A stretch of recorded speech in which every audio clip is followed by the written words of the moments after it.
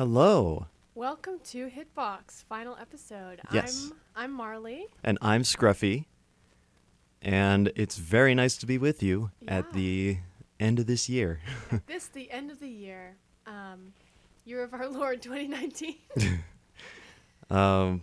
So today on Hitbox, we kind of just wanted to wrap up our thoughts on video games of like the past year, the past decade. Yeah.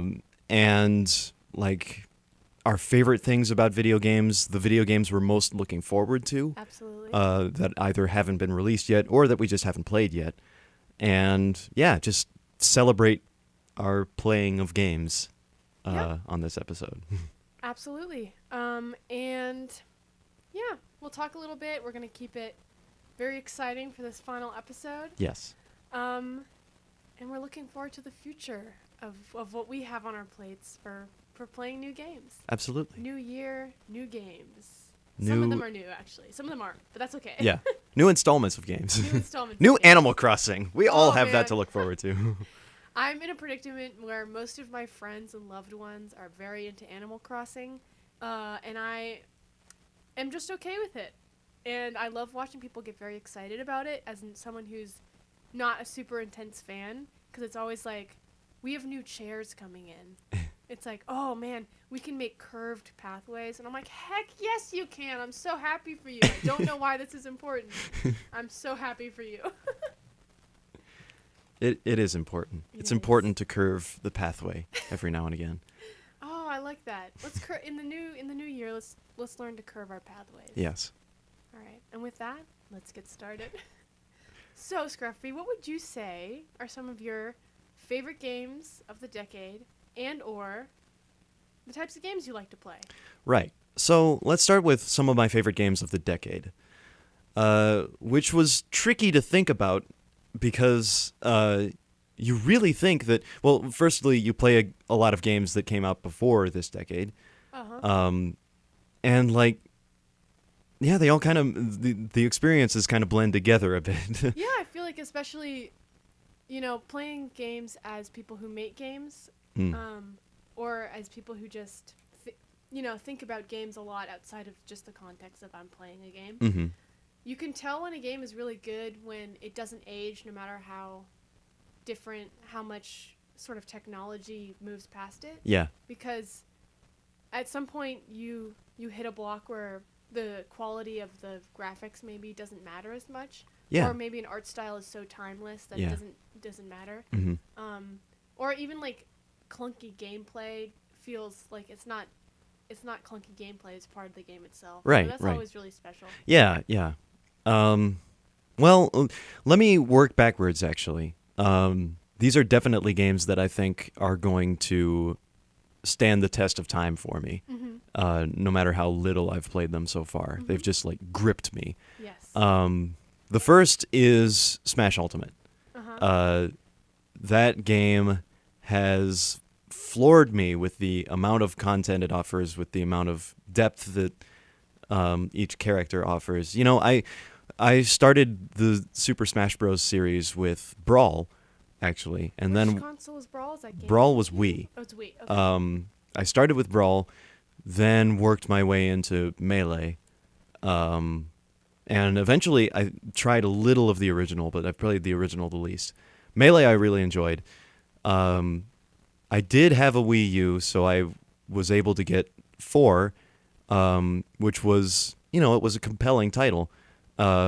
Although I have to admit that I felt a little spoiled by Brawl and Melee because they have such grandiose soundtracks. Yeah, I can picture the extremely loud Smash music. Yeah. Melee has a full orchestra that scores most of the game. I didn't even know that. And then Brawl has a full orchestra for some of its tracks. A lot of good remixes in there that are not necessarily orchestrated live, but a lot of really solid remixes of some of my favorite Nintendo music. And then just a lot of great content, like a fully blown story mode. Yeah, I actually have a few questions about story mode because I've only ever played Smash sort of with friends or in club settings. Sure. Or, so I'll let you finish what you're saying, but I want to hear more about story mode because I've always wanted to ask people about We will this. come back to that, yeah. Yes. But yeah, then I got into 4, and I realized that it was mainly more about pushing the, like, playing Smash with friends, just Yeah. regular, like, get-together game kind of thing. And a lot of content has been stripped from Brawl to push that, and to get more characters in, which was cool. Yeah, it was cool. It was a cool game. But then Smash Ultimate came out, and like it just kept coming with the amount of content we were actually getting. Like first, all characters that had ever been of Smash are as fighters are returning. Several new characters were introduced. Several new characters were still getting introduced, and we're still waiting on like even more new introductions after this. Yeah.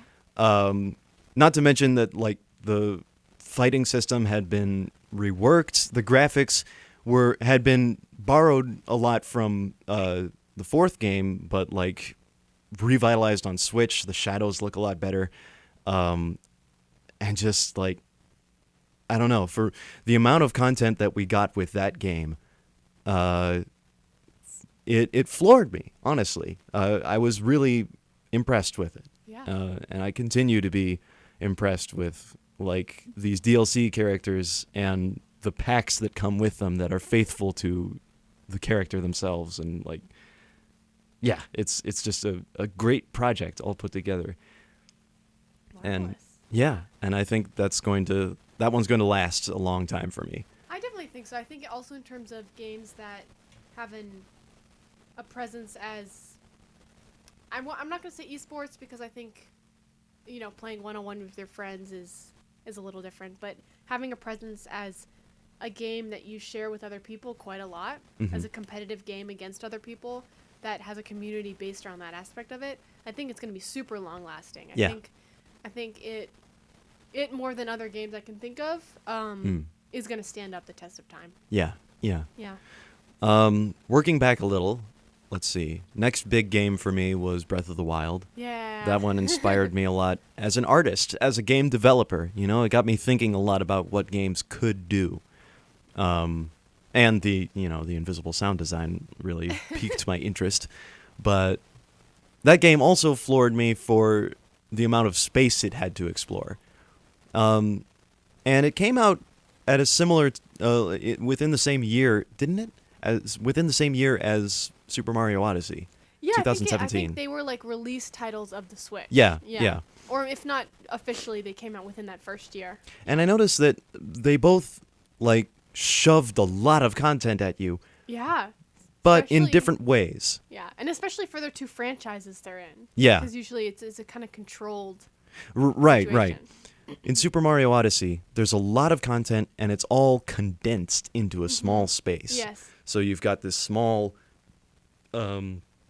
playground to mess around in, and there's a lot more verticality to it. There's a lot more scaling large heights and just exploring multiple vertical layers of an area, because that's how Mario moves around. He's faster than Link, he jumps higher than Link, and so he's going to get around an area faster. But they didn't give him more area to explore. They gave him a crunchier, denser area to explore, which is cool. Meanwhile, in Breath of the Wild, there's always new content somewhere, and it's always just beyond the horizon. You can see it, but there's a lot of space in between everything. It's very spread out. And that feeling of looking out at everything and seeing this huge world with still a lot of content, or a deceptively a lot of content, but spread out so far, that was beautiful. Very painterly. The music was great. Just everything about that game, and not to mention it was my first Legend of Zelda game. See, that's incredible to me. What a good one to enter in. Yeah. So that game changed me. That was a great game.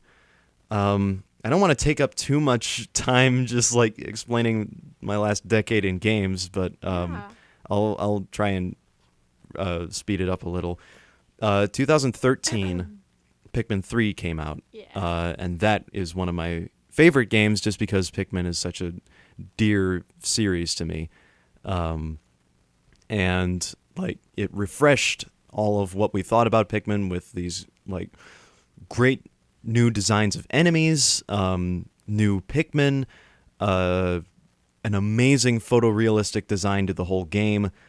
Not as much content as Pikmin 2. But still had like alternate modes that continue to be fun. And my first experience with the game was this little event just showing off the Wii U at a tent in a park in Chicago. Huh. Were you in Chicago? I was in Chicago at the time. It just happened to be. Yeah. Wow, look at that. And my brother and I happened upon this tent that was showing off how Pikmin 3 worked, and we hadn't played a new Pikmin game in so long. We tried the competitive mode, and he and I had gotten so used to beating the enemies in the second game, we had it down to a science, and suddenly the most common enemy in the game, the Bulborb, was just devouring all our Pikmin. We had no idea what to do. And yeah, it entirely renewed my joy that I take in this series. I really enjoyed that. And for what it's worth, I think it made the Wii U a worthwhile purchase. Yeah. Yeah. There were a couple other games that also justified that. But I'm glad that I got the opportunity to play Pikmin 3. Yeah. I'm enough of a Pikmin fan that I think I can say that. And I know there are more influential games that have come out in the past decade, but I want to list one more. Yeah. Earliest one in the decade came out in 2011. Mm-hmm. Little Big Planet 2. Oh. I've been a huge fan of the Little Big Planet series because they, in addition to building levels for you, they give you the tools to create any levels that you want in the same format. Such good memories of making levels on the first Little Big Planet. Yeah. Really good ones. But Little Big Planet 2, after playing Little Big Planet 1, and spending so much time just building junk. Yeah, I made some very questionable levels. And, some surprisingly fun levels for how my mind worked inside of Little Big Planet. Suddenly, the trailers for Little Big Planet 2 come along. Yeah. And this was the first game that I got hyped for. This was the first game where I was following the trailers, making sure I kept up to date on all the information that was coming out, because they were introducing so much new content in Little Big Planet 2. You could change, you could create controller schemes for controlling any object that you wanted. You could program things under this entirely revamped programming system. And the idea was that it's not a platforming game, it's a platform for games. Mm-hmm. So they were making this almost game engine that you could create other genres of game, and people did.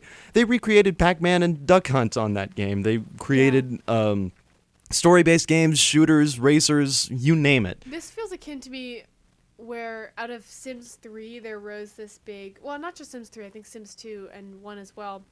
There was a community of people making films and web series using the Sims in-game capture system. Yeah. And then they started pushing that and encouraging people to do that. Yeah. And I think it's similar where you have a game that has this built-in system of creativity, and people are using it to elevate and turn it into this whole independent, own creative process. Absolutely. I love when that happens. Yeah. And people were making films in it as well, not just levels. They were so making great. films and just other experiences. Uh-huh. It was wonderful.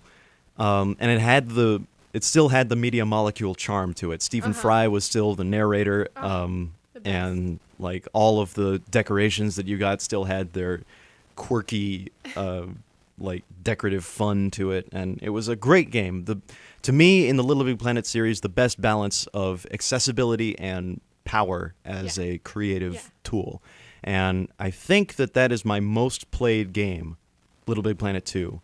I've spent the most time just racking my brain about what I can create in this space. And I think that's just a game to which the hype really paid off. Like I was Absolutely. hyped and then it delivered, and it's just I'll never forget it. And It's I a think wonderful game. that's kind of rare. I mean, there's so many games being made now at a level in which they're accessible to more people. Yeah. But I still feel like that sort of joy of following a game from announcement to release and then really being satisfied with it is genuinely hard to find. Yeah. Yeah. Well, do you want to, what else Yeah, go ahead. do you have to say, or should I? Those are my games for the decade. I want to give you some time to talk about your games for the decade. Yeah. And like then maybe we can go into more general things about play styles. Okay. I think that flows. Sounds good. Sounds good. Yeah, so it's hard to pick like my favorite game of the decade, but I think kind of bouncing off what you said about what game you played the most, I'm going to have to say is Fallout New Vegas. I've spoken a little bit about Fallout New Vegas on this show before. But for me, the special thing about Fallout New Vegas was the amount of attention it had to making the world feel lived in. And that's really important to me when I'm playing games because, games are a vessel for storytelling. They're a vessel for other things too, but for me, the most important part of games is the fact that it's an entirely new format in which to tell a story. Yeah.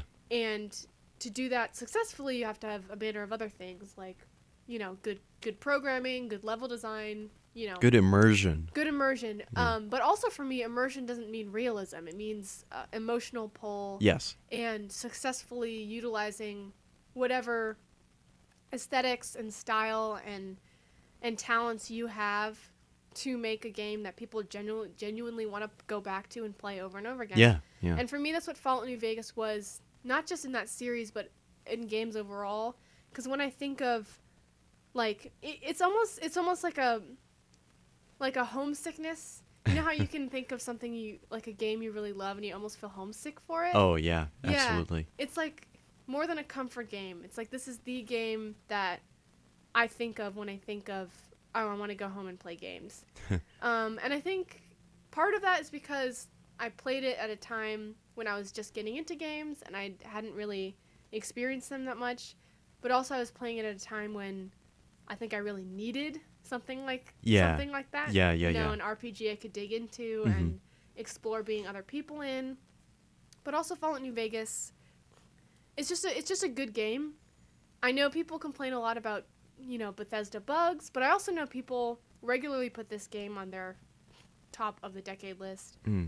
But for me, it'll always be the thing I came home to, when I was 13 or 14 or whatever, and I sat down on the couch and I could be immersed in this weird, bizarre, fantastic world that I probably was a little too young to understand, but that's okay. So that's like my home game. Yeah. And it came out in 2010, so I'm going to put it up there on my decade list.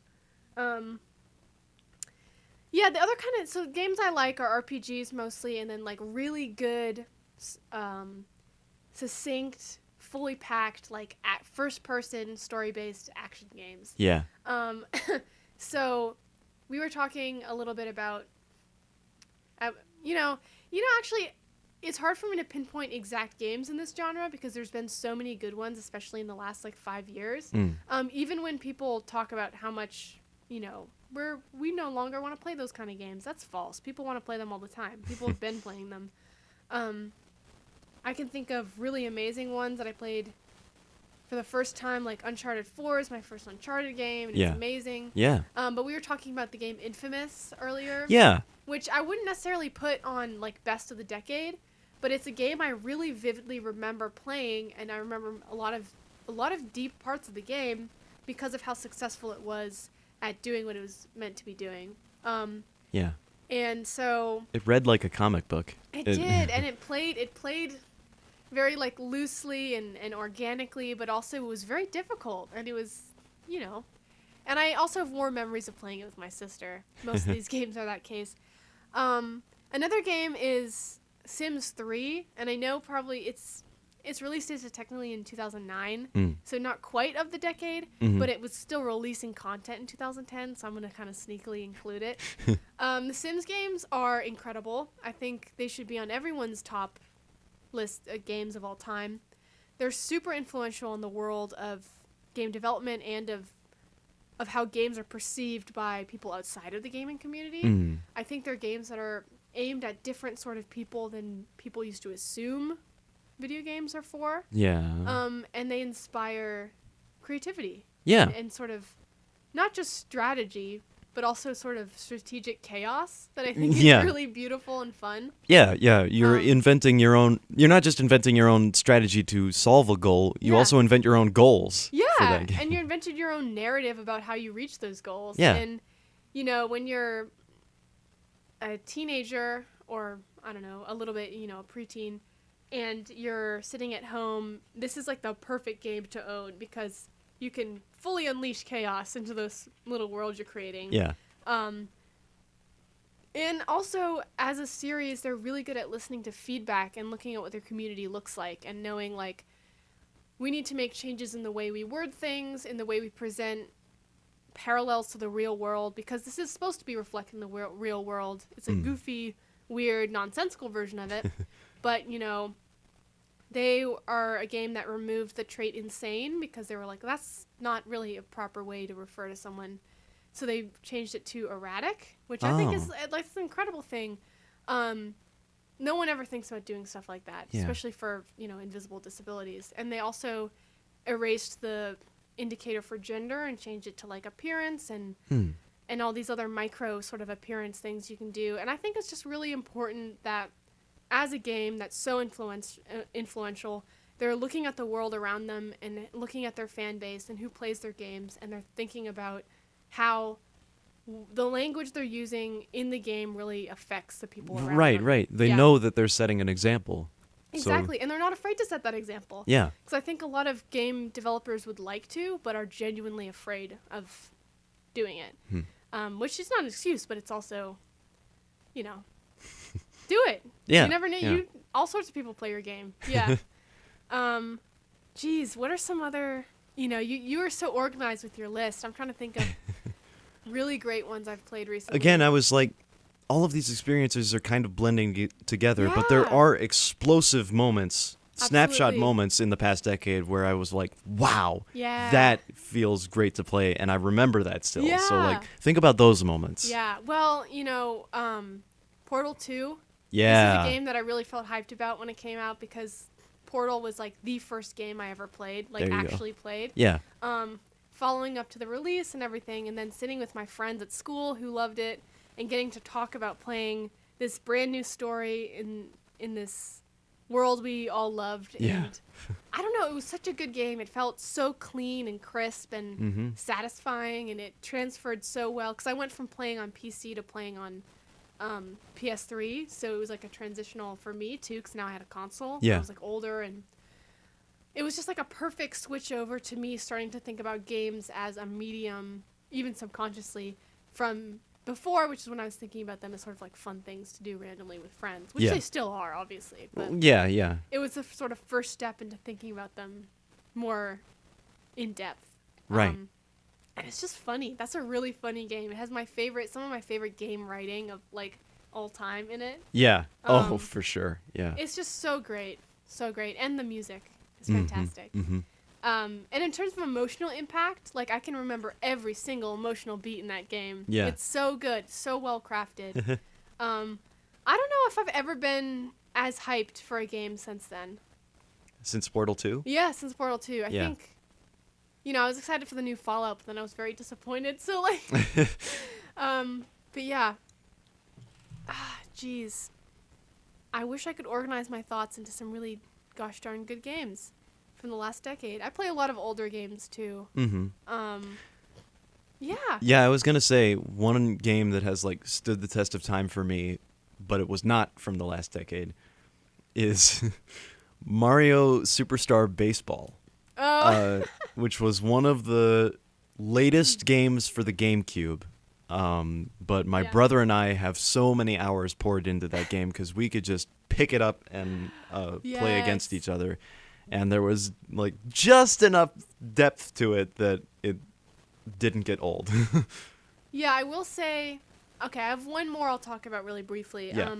The game What Remains of Edith Finch, I think. Oh, there you go. Yeah, I think, I played Dear Esther, which is like the first walking simulator, way back in 2008 when it was a mod of Half-Life, and I'd played Half-Life, so it was more like I found this through this new thing, the internet, kind of, but then reintroducing myself to the genre later when I was making my own games and in the middle of trying to translate a past as an artist in like visual art and writing and now filmmaking and trying to translate that into, well, how do I make games if that's my strength? Yeah. And I think What Remains of Edith Finch remains, sorry, in my mind, the best example of working that level of artistry and storytelling into that level of artistry in gameplay. Yeah. Because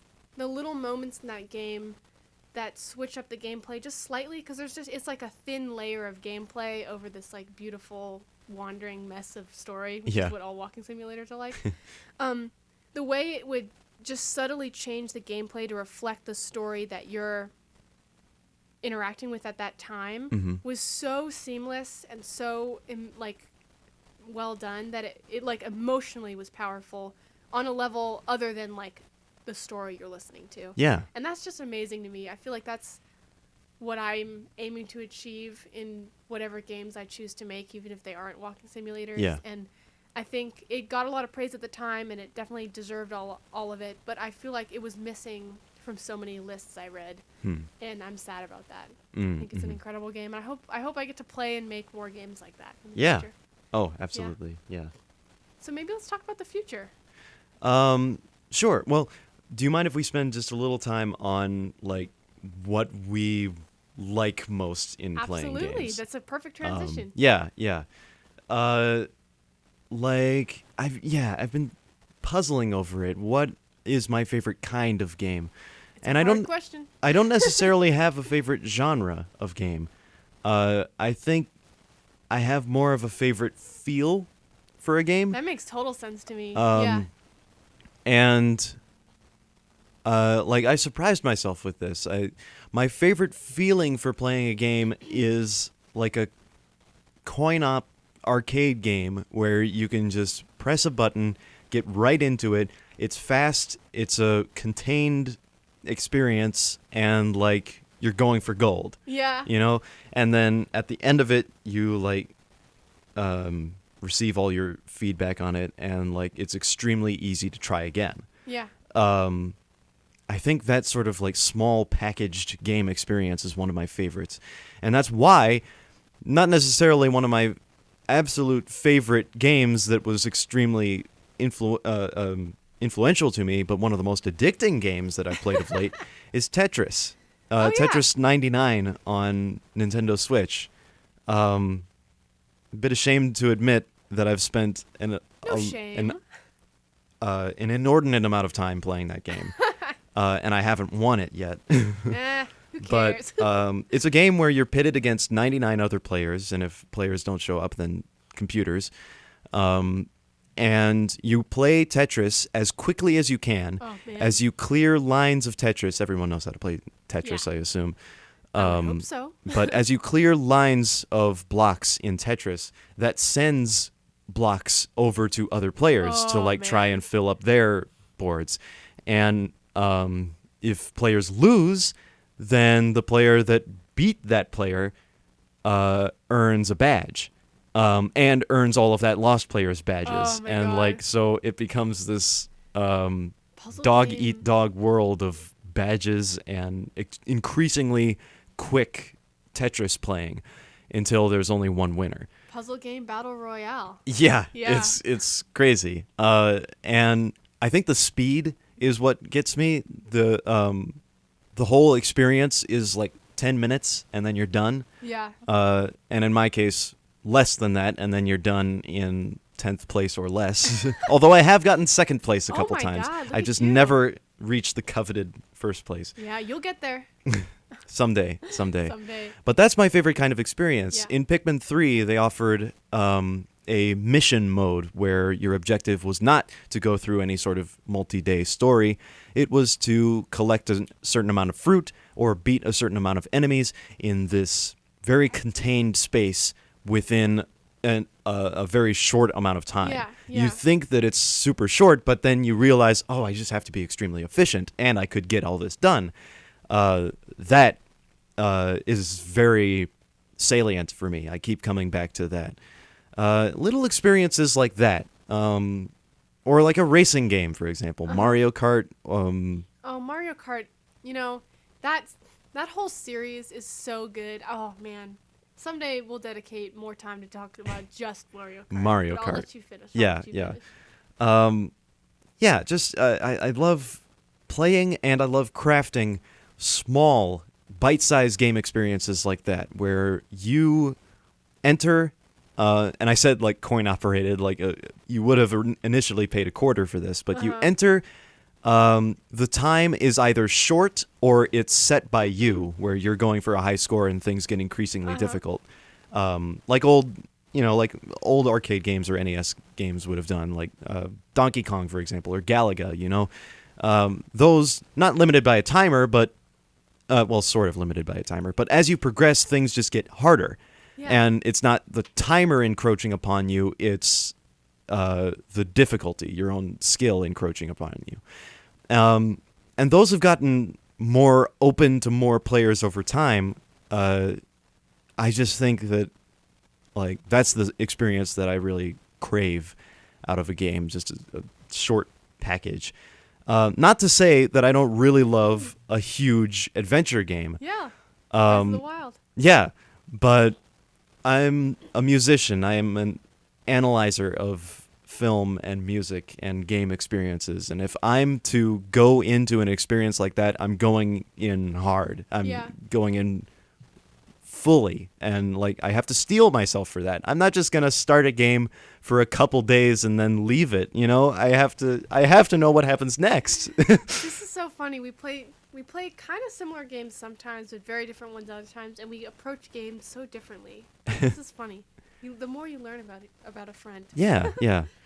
Now let's hear about your favorite type of game experience. Yeah, so I talk about this a lot when I'm talking about art. I think the most important thing to do when you're creating is to create first with emotion and second with logic. Yeah. And then even third with technicality. You need to have a base level of technical skill to make something approachable to other people. But I think if you make something first with excuse me, I have a little bit of a cold.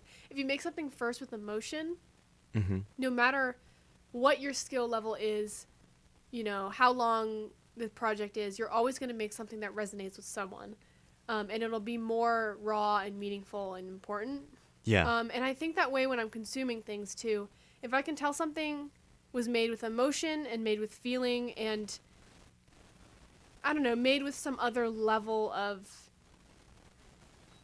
cognizance is sort of the wrong word, but you know what I'm saying. Yeah. You can tell when a creator feels what they were writing. Yeah, and to me, the reason we make stuff is because we want someone else to understand what we're feeling, and I think that totally extends to games. Yeah. So games I love to play are ones that have a lot of emotion just naturally ingrained in them, and usually that's through story, but not always. Sometimes gameplay can really affect the way you feel about games. Yeah. Like getting very frustrated. So I would say the games I like to play are ones I can really lose myself in, the ones I can understand the role I'm playing, and ones I can really feel like I'm gonna get something like meaningful and emotional to me out of it. If I can extract out of it something I can carry around in my everyday life, that feels good to me. And also if I can enjoy the story on a level of, this is an incredibly well done story, not just like I'm playing it and it's fun. You know what I mean? Yeah. So I guess that's kind of it's a little difficult to quantify, but I think that's why I play certain genres of games a lot. But I also think I'm missing out on a lot of games that I could be playing because I just didn't grow up playing, like platformers, for example. There's so many great ones that encompass the things I just said. They just have never played because I've always been like, oh, I'm not interested in platformers. And that's So- fine. That's fine. Yeah, but I think, moving ahead into the future, like I think I'm going to try to play like Celeste, which is a platformer that Yeah. fulfills things I want out of games Yeah. and is this other format. So, it's important to realize for me that a good story and good emotional feedback from a game doesn't just come from a story, a surface level, like first person, I'm walking around as this character kind of game. Yeah. That's a really nice sentiment to Yeah. enjoy out of a game. Like, you're looking for a message that you can take with you, Yeah. and you're looking for the artist's expression in the game. And that's wonderful. Like, Yeah. growing up with games, I didn't look for that initially. I was Uh-huh. looking for fun. And now, knowing what it's like on the developer's side and as the artist and like someone who looks deeply into the development of video games, Yeah. that's absolutely something to take with me into the next decade of games. Like, Yeah. I should be looking more for that experience. Yeah. I should be thinking more about what the artist intended with this game. And not only the fun I have with it, but what I learned from it. Yeah, and I think sometimes what you learn from it isn't just, the narrative they're giving you. Sometimes it's how does this make me feel and how am I reacting to this? Just as it is with all art. Yeah. And games are art. And it's that topic's been beaten to death. Like, I don't even have to talk about it, but But games are art like music is art. yeah. You can have fun with friends with music. Like, you don't have to always go to a museum or Yes. in this case, Absolutely. a orchestral concert to enjoy music. But there is orchestral music. There is Yeah. contemporary and classical and like music where the artist is serious about delivering a message. And there are times where it's appropriate to pay attention to that message. And I think I would encourage every single person who's ever played a game and even vaguely enjoyed it to sit down and on paper try to design a game. Because I think as an artist, or even as a programmer or a scientist or just someone who, wants to do something that's not creative in the terms of like art is creative, but literally creating something. Yeah. I think it's an experience that is incredibly difficult and incredibly valuable because it teaches you a lot of things you never knew about interactivity and the way we have fun just as people. Yeah. Like, how do you create fun, but also make something that's going to stick with someone? Yeah. So, I don't know. It's Yeah. really weird.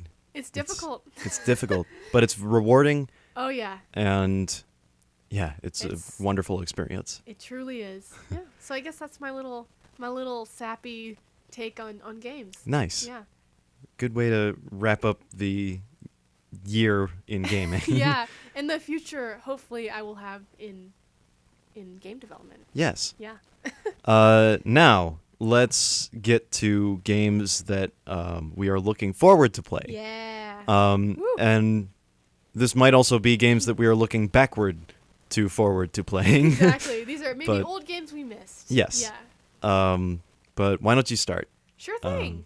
Yeah, so I'm going to start on that sort of note of I love RPGs. I really want to play Outer Worlds. So, my sister just played this game. I've been following a lot of it on social media, and it's made by Obsidian, which made Fallout New Vegas. So, already, it's like, I don't even have to know what it's about, and I'm already like, ooh, RPG, Yeah. you know what I mean? Yeah. But I looked into the plot of it, and I've been, again, following it a lot and talking to my sister without trying not to spoil myself. But I've figured out the reason why I want to play this game, and it looks super satisfying to me, is, well, one, I love space-based science fiction. Yeah. If you know me at all, you know that's, like, my number one thing I enjoy in, I guess, over-the-top kind of fiction. I also love companions and quests and skill trees and sort of the process of crafting your own game experience. Yeah. Which is something we talk about a lot. But yeah, so that's sort of the mechanical reason. I'm Mhm. interested. I also love witty writing and good NPCs and weird plot lines, and I've been told this game is full of them. Again, I'm trying not to spoil myself. Any game that can acknowledge that games themselves are sort of inherently goofy in a lot of ways, Yeah. but can also still make something graceful out of that, I'm just automatically like, oh yeah, I want to play that game. Yeah. Yeah. Yeah, like Stanley Parable is a Yeah. good example Yeah. of that. Oh my goodness. Yes. Yeah. Also, I love. Love is not the right word. I'm super fascinated by any piece of media that does like divergent history well. Meaning like it takes history up to a certain point and it condenses it to a moment we all know and understand as a culture or a society, and then posits like, what if it went this way instead? Oh, So okay. this is done Yeah. really poorly a lot and in very bad taste, but when it's done well, it's super interesting. Yeah. And it can actually say something. Like this game is anti-capitalist, which I'm super into. So it has this sort of plot line of, corporations have taken over and destroyed society, which is very resonant to someone growing up in this time. So I don't know. I'm super interested to see how they tackle it. Yeah. Because Yeah. Fallout tackled it a certain way, and like games like Wolfenstein tackle it in a certain way, and even fantasy games do it sometimes, like ones that align with real world history a little bit. Yeah. But I'm always interested to see how people deal with it and like what details they choose to keep and what changes. So that's just exciting. I don't know. Absolutely. It's kind of a cool. I don't know. Can you think of that many good examples? There's not many. Of Like divergent Divergent history. Like, I'm history trying to think of like games. movies. or movies. No, yeah. Time travel is a whole other. I won't even get into that. Yeah, that's probably a topic for another episode. Yeah. Divergent history. I'm gonna have to think about that one. It's also an interesting narrative exercise now because a lot of sci-fi in the more recent history has relied on the near future as a plot point. And as we're starting to move past that near future and it doesn't look like we thought it would, it's a weird thing to sort of deal with and reckon with. So I think it's something that is coming back into the vogue now because we're reckoning with that kind of stuff. Absolutely. So yeah. But let's get a little goofy again. Okay. Apparently it was made in Unreal Engine. Huh. I've made something in Unreal Engine, so I'm like, cool. I can picture this. You Yeah. know what I mean? Yeah. We've both made stuff in Unreal Engine. Yes, we have. I'm a fan. I learned on Unity, so I'm like automatically a little bit biased, but I really like Unreal, so that's kind of exciting. Yeah. It's coming to Switch. I'm doing jazz Ooh. hands. You can't see, but I'm doing them. Really? When is it Yeah. doing that? Oops, I should have written that down. But it is coming, Okay. which is very exciting because I would love to play this on Switch. Yeah. I can't envision myself playing this on PC, mostly because I don't have a PC. It was a Game of the Year contender, and it was also nominated for RPG in the Game Awards. Yeah. And other awards it won. Not those, though. But all of that being said, I love RPGs because you can be someone else for a couple hours, and the warmer and weirder and funnier they are, the more effective they are for me, because I don't want to just jump into an RPG and be funneled down some deep, intense story. I want to be like, ooh, what are the little quirks of this world I'm in? And I've approached everything I'm obsessed with that way. Like, if I really like a movie, I have to spend hours reading the wiki page afterwards. That's just the way I like things. Yeah. So, Yeah. I don't know. RPGs are really special to me because I've always been a little like, woo, spacey and out of it. So they feel like the perfect game for someone like me. Yeah. Yeah, I don't know. So that's why I'm excited for Outer Worlds. I love making my own character. The companions look really fun. And I hope I get to play it soon. Excellent. I'm going to, steal my sister's copy or something. Yeah. Why don't you hit me with one of yours? Okay. Here's a game that I've been really interested in playing that was recent. To come right back at you, The Outer Wilds. Ooh, we're going to be really confusing on air today. So there's Outer Worlds, Yes. and then there's Outer Wilds, which Came out is the same year. also a space-based science fiction game. It is an indie game. And it also won a lot of Game of the Year awards. Yes. So.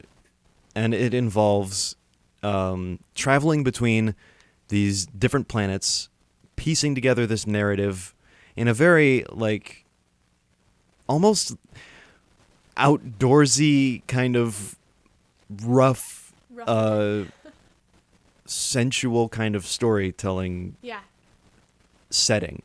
But the thing I really enjoy most about this game is that it deals with astronomy in a way that puts you in perspective, the same way that real astronomy puts us in perspective.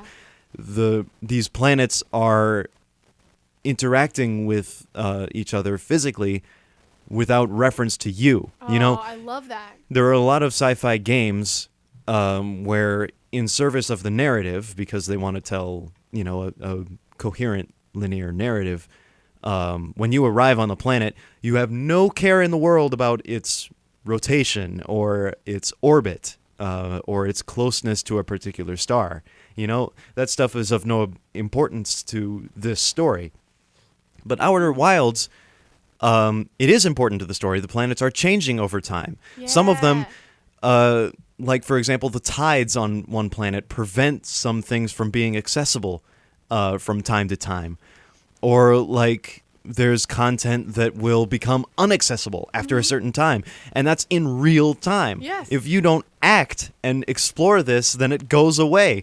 And that's extremely reminiscent of real astronomy. Yeah. Where the universe is accelerating away from us, you know, Yeah. and like we have only, well, we have millions of years, but only so many millions of years to observe it and explore it. So We like, are but a speck in the spectrum of space and time. yes. So like the fact that that becomes part of gameplay Yeah. is extremely interesting to me.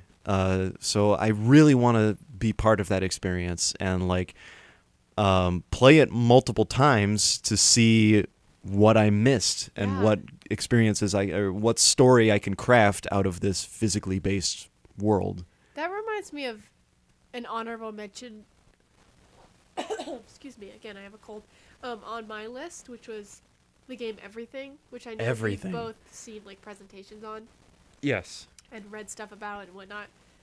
I would love to play this game. It's like a philosophical game. Yes. And you literally, it is what it says. You go through a cycle of infinity or whatever on the planet, being everything on the planet.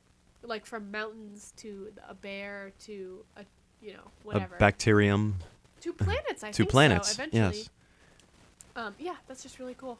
Yeah. That's exciting. I would also love to play that game. Sweet. So we have Outer Worlds and Outer Wilds. Outer Wilds. So, All right, your turn. my turn. Okay. My next one is, I mentioned I love science fiction. Yes. My next one is Jedi Fallen Order. All right. Yes. So Star Wars is extremely important to me. It has been since I was but a small child. It's one of my favorite things ever. So there hasn't been a Star Wars game that I've genuinely enjoyed in a really, really long time. I think the games in Star Wars, they release a lot of Star Wars games, but they're not often very good, or they kind of fade into the background, or they serve as sort of promotional materials for the movies, which feels wrong to me because the reason I love Star Wars and I loved it so much growing up is because there were so many stories being told through novels and comics, and this is before Disney bought Star Wars, like, which is something I don't want to discuss. I don't want to get into that, but growing up, I was reading so many like shitty Star Wars novels about Boba Fett and whatnot, and just getting into the stupid details of the universe. Yeah. And I feel like people didn't take the games as seriously in that manner for a long time. Like, there's a lot of spin-off games and tie-in games.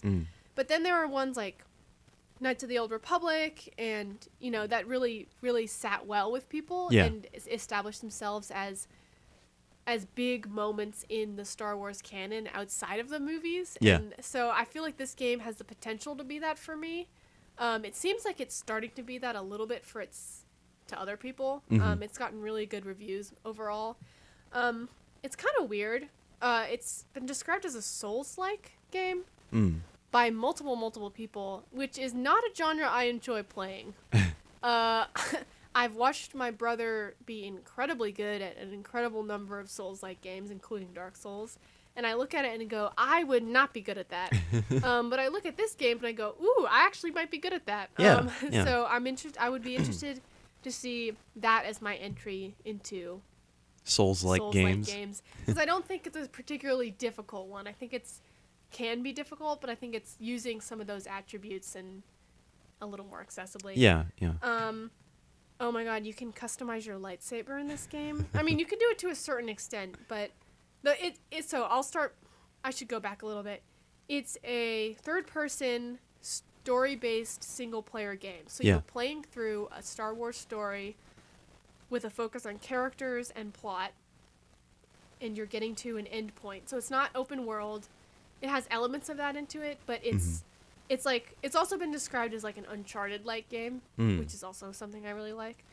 So the fact that, you know, if I can't make my own Jedi, at least I can customize this one. You know what I mean? Like, I would love a Star Wars game eventually where I can just make me as a Jedi, because that's the ultimate dream of every person who's ever seen Star Wars in a Star Wars game. But, you know, they're not going to let me do that for a while, I guess. So at least I can make my lightsaber like a double-sided orange one with a gold hilt. Like, at least I can do that, right? So I'm really excited for that. It's exploration-based in a lot of ways. You go to different planets, and you have tasks to complete. Yeah, you have tasks to complete on them, but you can choose in what order. You know what I mean? So it's really based on you have to use the entire environment around you to figure out what's going on. Yeah. And one of my favorite parts of Star Wars is the really absurd and like over serious world building that's done. A lot of that had been built up was wiped out by the new sort of Star Wars canon when Disney bought Star Wars. But the best part of Star Wars, I think, is how silly it is, but also how seriously it takes that silliness. Yeah. So, like, it's actually a really cool, interesting, dynamic sci-fi world filled with incredibly stupid things. And I would love to be able to dig around in that myself, because I feel like none of the other Star Wars games have approached that. So, I don't know if this one will, but I like the idea that at least I can, like, attempt to dig into it myself, or pretend I'm digging into it. Right. So that's really exciting to me. The droid in this game is adorable. So you have, like, a little droid on your back. His name's BD1, and he's so cute. He looks like a little bird, almost. And all of his sounds are made by the original sound designer for Star Wars, who's, God, I can't remember his name. I'll give you that in just a second. Yeah, he's a really famous, influential sound designer. I love sound design. His name escapes me as well. It starts Bill with a B. something.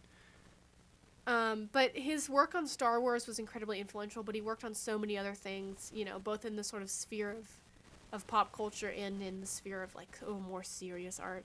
So that's really exciting. It's like, it's almost like he's voicing the character. So I love to hear that. Oh, I'm sorry. Not Bill. I was getting I was confusing the last name. Ben Burt. That's it. Ben Burt. Yeah. Yes. So, sound designer. Incredible, influential sound designer. Yeah. He also did the sound design for WALL-E. That was one of his last projects. So it's using a lot of sounds he made, and I think, I don't know, that's adding in a little bit of that warm touch that Star Wars has, you know. It's set in one of my favorite eras, which is, well, it's post the prequels, so it's in between prequels and originals, but I like the era where you're looking at the remnants of the Republic. Yeah. Because I think the Republic was so, like, messed up in such an interesting way. So I feel like that transition from this sort of capitalist, corporate, like, time, like, era into this really, you know, the era that came out of that, which is really dark ages of Star Wars kind of moment where technology actually went backwards. Yeah. I love to watch that transition. It's really interesting to me. So I like that it's set in that era. I don't know. They reference the Clone Wars TV show a lot, which is like my favorite thing that the Star Wars universe has ever produced.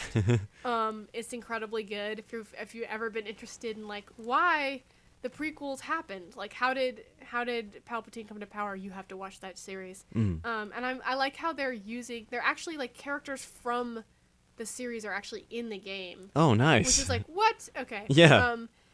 So yeah, I don't know. I'm very excited for that part of it. Sweet. And the writing just seems like it's good. Yeah. Which never happens on a Star Wars game.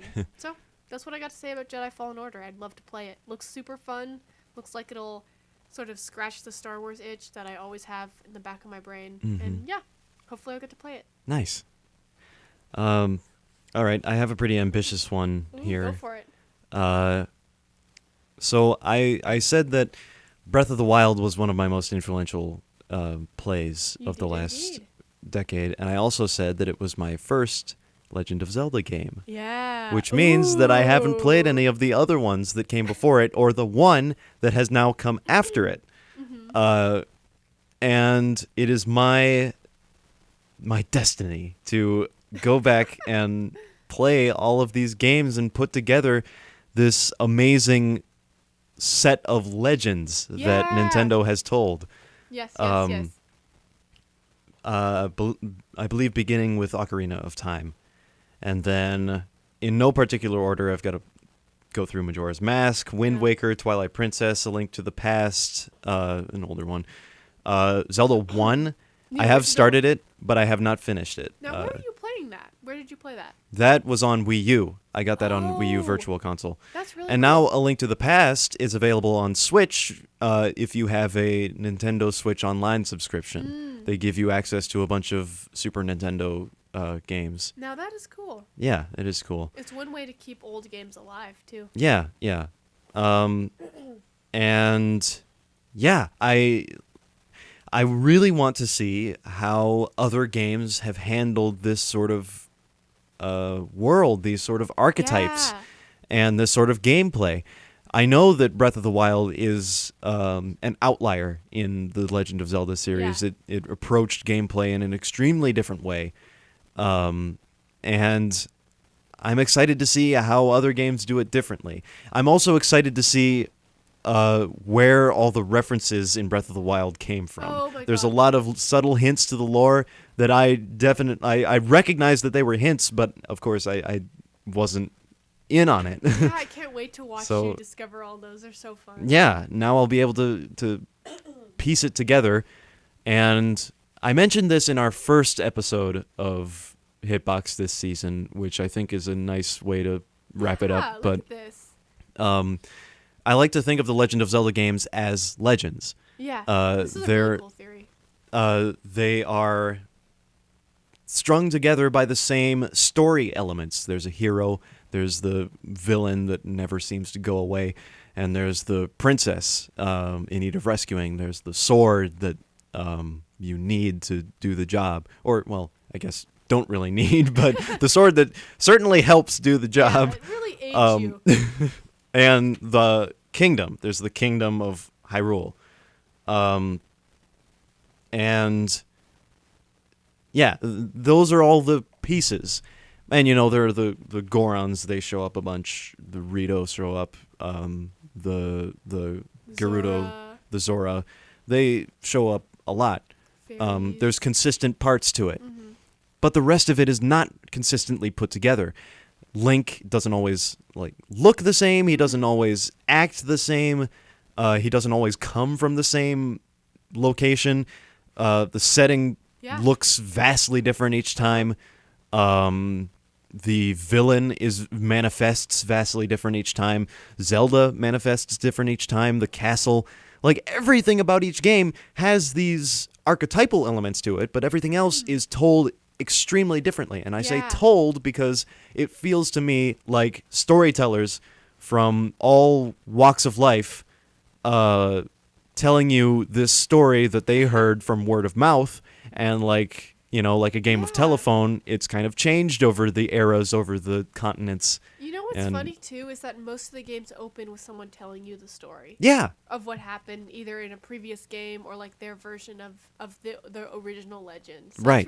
That's really a good explanation for that. yeah. And Breath of the Wild felt like it was taking a lot of elements from past stories, so it was definitely someone who knew a lot about the supposed actual events of the legend of Link and Zelda, and pieced together a lot of information. I have this hope that one day we're going to get a sort of cheeky Into the Spider-Verse sort of take on Legend of Zelda, where all of these legends, told differently, are Interacting. juxtaposed together, and you got multiple links that are teaming up That'd to be defeat so funny. a common entity. The common entity of the textbook Legend of Zelda. That'd be really funny because Link in most games is like mute. So I wonder. They communicate just by looks. You know, they shoot each other body looks. language. You know, I'd love to see that. That'd be so. That'd be actually really. That'd be really fun. Yeah. I hope they do that one day. Yeah. Anyway, that's my Legend of Zelda fan game to end off the Nintendo, the I season. am currently free. You can call me anytime. All these ideas and more, I promise. I can send you my resume, my card. Yeah. Oh my goodness. I'll drop that in the link below. Anyway, I think that's our time. Oh. Yeah, we've reached the conclusion of season 2, part 1 of Hitbox, and therefore the conclusion of me as a co-host. Oh, well, And we'll be having Scruffy back as a more guest role though, for sure. yes, I'd love to be here. Thank you, Scruffy, for joining me for this half of season 2. Thank you, Marley, for having me. And thank you everyone who listened, even if you only listened for part of one episode or if you've been listening the whole time. Really appreciate it. It feels wonderful to be heard. Yeah. And have a wonderful winter season, whatever holidays you're celebrating or not. Yeah. Absolutely, yes. Take care of Happy yourself. holiday, happy winter. Yeah. And play some games. Treat yourself. play some games. Yeah. Let's all And make some. head into the new decade having some fun with some video Absolutely. games. Thank you for listening. This has been Hitbox, and we'll see you in a couple weeks. All right. Yeah. All right. Good night. Good night.